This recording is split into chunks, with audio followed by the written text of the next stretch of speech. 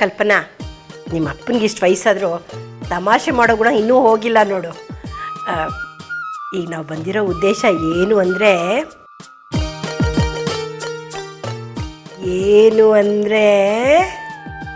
ಹೇಳಮ್ಮ ಅದೇನು ಅಂತ. ಚಂದುಗೂ ಗೊಂಬೆಗೂ ಮದುವೆ ಮಾಡೋದು ಬೇಡವಾ?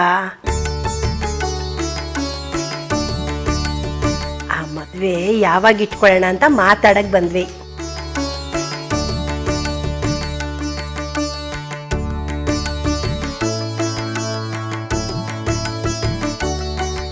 ಓ ಬಾರಮ್ಮ ಬಾರೆ ಮೊಮ್ಮಗಳೇ. ಇನ್ನೇನು ನೀನು ಸ್ವಲ್ಪ ದಿನ ಅಷ್ಟೇ ನನ್ನ ಮೊಮ್ಮಗಳು, ಆಮೇಲೆ ನಮ್ಮ ಮನೆ ಸೊಸೆ ಅಂದರೆ ಚಂದು ಹೆಂಡ್ತಿ.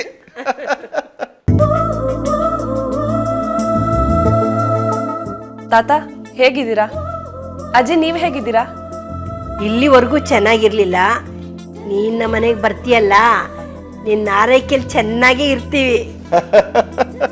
ಏ ಸುಲೋಚನಾ, ಇವಳು ಚಿನ್ನು ಥರ ಮೊಮ್ಮಗಳಲ್ವೇ ನಿನ್ನ ಆರೈಕೆ ಮಾಡೋಕೆ.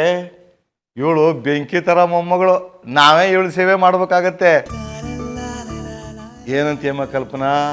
ಆದಷ್ಟು ಬೇಗ ನಮ್ಮ ಚಂದುದು ಗೊಂಬೆದು ಮದುವೆ ವಾಲ್ಗ ಊದಿಸ್ಬಿಡೋಣ. ನಾನು ಆ ಕ್ಷಣಕ್ಕೆ ಕಾಯ್ತಾ ಇದ್ದೀನಪ್ಪ.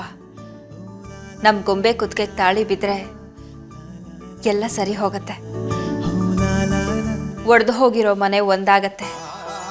ನನ್ನ ಕುಮುದ ಕನಸಿನ ಮನೆ ಮತ್ತೆ ವಾಪಸ್ ಬರುತ್ತೆ.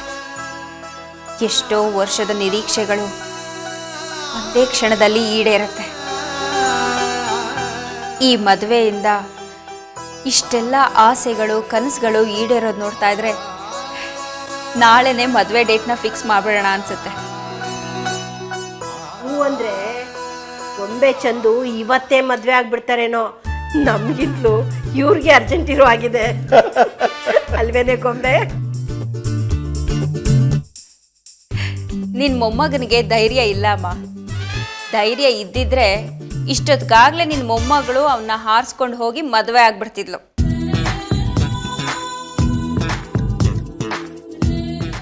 ಎಲ್ಲಿಗೆ ಹೋಗ್ತಿದ್ಯಾ? ಅದು ಅಜ್ಜಿ ತಾತಂಗೆ ಕುಡಿಯೋಕ್ಕೇನಾದರೂ ತರ್ತೀನಿ. ಅಯ್ಯೋ, ನಾವು ಊಟ ಮಾಡ್ಕೊಂಡು ಹೋಗೋದಕ್ಕೆ ಬಂದಿದ್ದೀವಮ್ಮ. ಹೊಟ್ಟೆ ತುಂಬ ಊಟ ಬೇಕು, ನೀರು ಜ್ಯೂಸು ಸಾಲದು.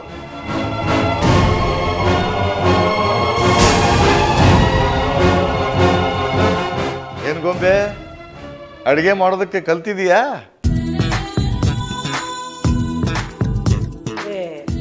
ನೀವು ಸರಿ, ಅವಳೆಲ್ರಿ ಕಲಿತಾಳೆ, ಚಂದುಗೆ ಕಲಿಸ್ತಾಳೆ, ಮಾಡಿ ಹಾಕು ಅಂತಾಳೆ.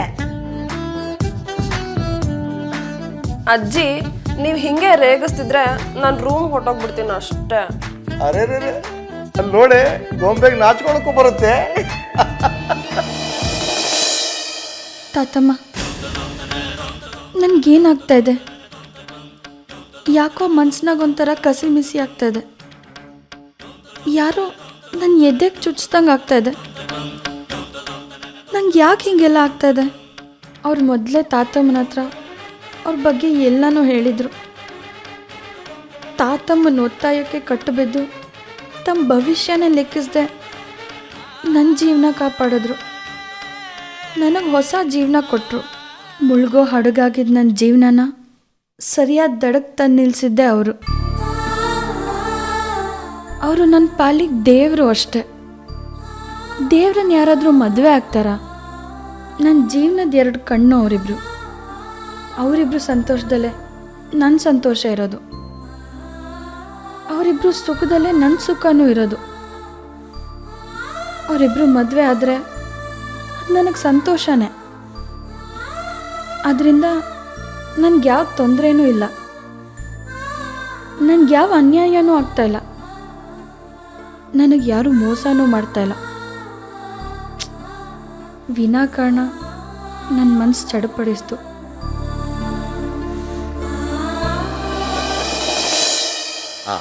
ಕಲ್ಪನಾ, ತಮಾಷೆ ಸಾಕು, ವಿಷಯಕ್ಕೆ ಬರೋಣ. ನೋಡು, ಚಂದು ಗೊಂಬೆದು ಎಂಗೇಜ್ಮೆಂಟ್ ಆಗಿ ತುಂಬ ದಿನ ಆಯಿತು. ಎಂಗೇಜ್ಮೆಂಟ್ ಮಾಡಿ ತುಂಬ ದಿನ ಬಿಡಬಾರ್ದು, ಬಿಡೋದು ಒಳ್ಳೇದಲ್ಲ. ಆದಷ್ಟು ಬೇಗ ಮದುವೆ ದಿನಾನ ಗೊತ್ತು ಮಾಡಿಬಿಡೋಣ. ಏನಂತೀಯ? ನೀವು ಹೇಗೆ ಹೇಳ್ತಿರೋ ಹಾಗೆಪ್ಪ. ಅಲ್ಲಮ್ಮ, ಕೈಲಾಸ ಇಲ್ಲದೆ ಹೇಗೆ ಮಾತಾಡೋದು? ಅವ್ರು ಇವತ್ತು ಮನೆಯಲ್ಲೇ ಇರ್ತಾರೆ ಅಂದ್ಕೊಂಡೆ. ನಾನು ಹೇಳಿದ್ಮೇಲೆ ಮುಗೀತಪ್ಪ. ನನ್ನ ನಿರ್ಧಾರಕ್ಕೆ ಅವ್ರು ಯಾವತ್ತೂ ಎದುರಾಡಿಲ್ಲ, ಎದುರಾಡೋದೂ ಇಲ್ಲ. ನಿನ್ನ ಅದೃಷ್ಟ ಕಲ್ಪನಾ, ನಿನ್ನನ್ನು ನಿನ್ನ ಗುಣನ ಅರಿತು ನಡೆಯೋ ಗಂಡ ನಿನಗೆ ಸಿಕ್ಕಿದ್ದಾನೆ. ಅಪ್ಪ, ನೀವು ಬರ್ತೀರಾ ಅಂತ ಗೊತ್ತಿದ್ರೆ ಅವ್ರನ್ನ ಹೊರಗಡೆ ಹೋಗಕ್ಕೆ ಬಿಡ್ತಿದ್ನಾ? ಇನ್ನೇನು ಬರೋ ಹೊತ್ತು ಬಂದ್ಬಿಡ್ತಾರೆ. ಬೆಳಿಗ್ಗೆ ಎದ್ದು ಯಾರ ಮುಖ ನೋಡಿದ್ನೋ, ಇವತ್ತು ಎಷ್ಟು ಒಳ್ಳೆ ದಿನ. ಚಿನ್ನು, ನಿನ್ನ ಗ್ಲಾಸಲ್ಲಿ ನಿನ್ನ ಗ್ಲಾಸ್ ತರಲಿಲ್ವಾ? ನೀನು ಈ ಥರ ಎಲ್ಲರಿಗೂ ತಂದ್ಕೊಟ್ಟು ಕೈ ಕಟ್ಕೊಂಡು ನಿಂತ್ಕೊಳ್ಳೋದಕ್ಕೆ ನೀನೇ ನಿಮ್ಮ ಮನೆ ಕೆಲ್ಸದೋಳು ಅಂತ ಅನ್ಕೊಂಡಿದ್ಯಾ? ಯಾಕಮ್ಮ ಇಷ್ಟು ಜನರಿಗೆ ಮಾತ್ರ ಮಾಡಿದ್ಯಾ? ಹಂಗೇನಿಲ್ಲ ತಾತ, ಕುಡಿಬೇಕು ಅಂತ ಅನ್ನಿಸ್ಲಿಲ್ಲ. ಹೌದೌದು, ಎಲ್ಲ ಅನ್ಸತ್ ಹೇಳು ನಿನಗೆ. ನಾನು ನಿನ್ನನ್ನು ತಂಗಿ ಅಂತ ಅನ್ಕೊಂಡಿದ್ದೀನಿ, ಆದ್ರೆ ನಿನಗೆ ಬರೀ ಮನೆ ಕೆಲಸ ಮಾಡೋ ಯೋಚನೆ. ಯಾಕಮ್ಮ ಚೆನ್ನು ಒಂಥರ ಇದೆಯಾ? ಏನಾಯ್ತು? ಏನೂ ಇಲ್ಲ ತಾತ, ಚೆನ್ನಾಗೇ ಇದ್ದೀನಲ್ಲ. ನಾಲ್ಗೆ ಸುಳ್ಳು ಹೇಳುತ್ತಮ್ಮ, ಮುಖ ಅಲ್ಲ. ಆಗ್ಲೇನೆ ಕೇಳಬೇಕು ಅನ್ಕೊಂಡೆ. ಯಾಕೆ, ನಿಮ್ಮ ಅಕ್ಕನ ಮದುವೆ ವಿಷಯ ಕೇಳಿ ಸಂತೋಷ ಆಗ್ಲಿಲ್ವೇನಮ್ಮ?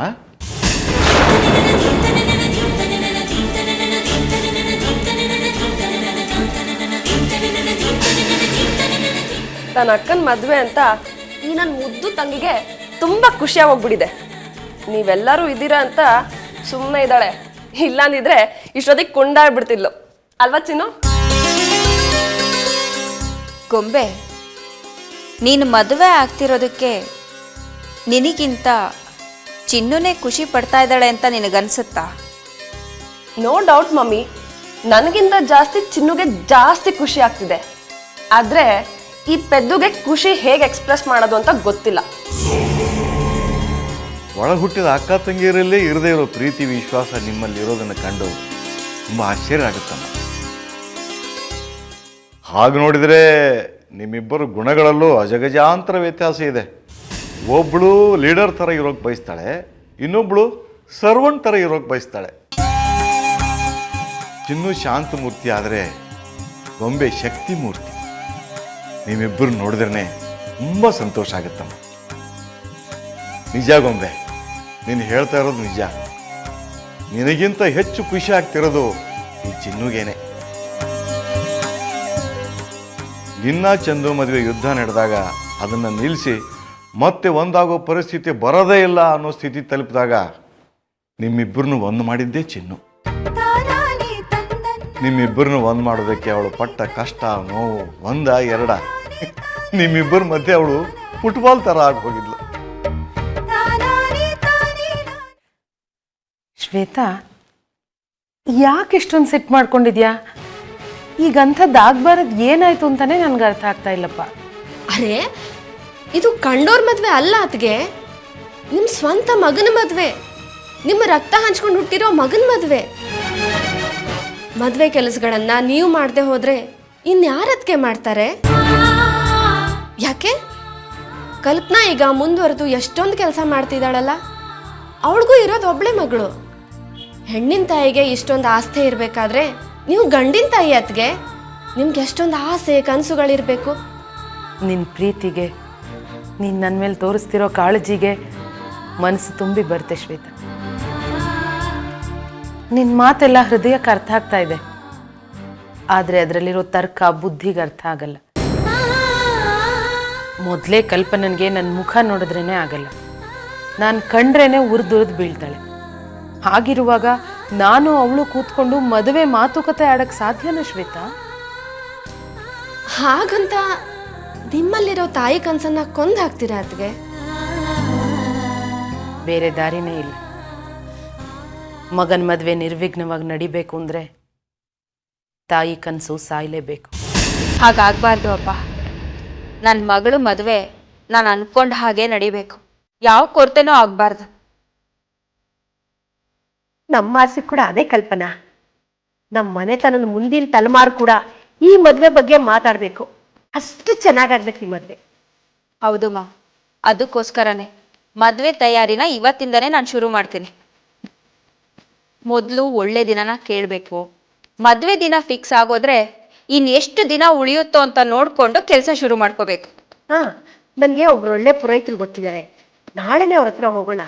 ಮುಂದೆ ಯಾವ್ಯಾವ ಒಳ್ಳೆ ಮುಹೂರ್ತ ಇದೆ ಅಂತ ಕೇಳ್ಕೊಂಬರೋಣ. ದೂರ ಡೇಟ್ ಬೇಡಮ್ಮ, ಹತ್ರ ಡೇಟೇ ಫಿಕ್ಸ್ ಮಾಡೋಣ. ನಾಳೆ ಮನೆಗೆ ಬರ್ತೀನಿ, ಇಬ್ರು ಒಟ್ಟಿಗೆ ಹೋಗೋಣ. ಆಯಿತು, ಯಾವ್ಯಾವ ದಿನ ಚೆನ್ನಾಗಿದೆ ಅಂತ ನೀವಿಬ್ಬರು ಹೋಗಿ ಕೇಳ್ಕೊಂಡು ಬನ್ನಿ. ಜೊತೆಗೆ ಪಾರ್ವತಿನೇ ಕರ್ಕೊಂಡು ಹೋಗಿ. ತುಂಬ ಹತ್ತಿರ ಇರೋ ದಿನ ಗೊತ್ತು ಮಾಡೋಕ್ಕಾಗಲ್ಲಮ್ಮ. ಮದುವೆ ತಯಾರನ್ನು ಮಾಡಬೇಕಲ್ವಾ? ಕೈಲಾಸ ಇದ್ದಿದ್ರೆ ಎಲ್ಲ ಮಾತಾಡ್ಬೋದಿತ್ತು. ಅಪ್ಪ, ನಾನಿಲ್ವಾ? ನೀನ್ ಎದುರುಗಡೆ ಇರೋರ್ಗಿಂತ ದೂರದಲ್ಲಿ ಇರೋರ್ದೇ ನಿನಗೆ ಯೋಚನೆ ಜಾಸ್ತಿ. ಹಾಗಂದ್ರೆ ಹೇಗಮ್ಮ? ಮನೆ ಯಜಮಾನನ ಹತ್ರ ಕೂತು ಮಾತಾಡುವಂಥ ಮಾತುಗಳಿರ್ತವೆ, ನಾವಿಬ್ಬರೂ ಕೂತು ನಿರ್ಧಾರ ಮಾಡುವಂಥ ಕೆಲಸಗಳಿರ್ತವೆ.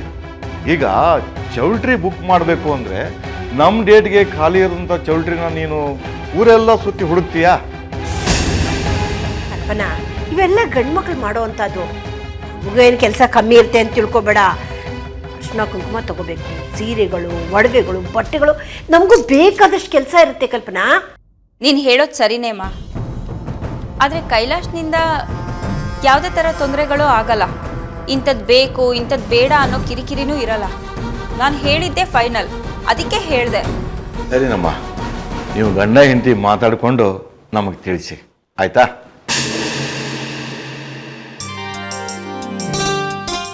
ಚಿನ್ನು, ಖುಷಿ ಏನೋ ಆಗ್ತಿದೆ.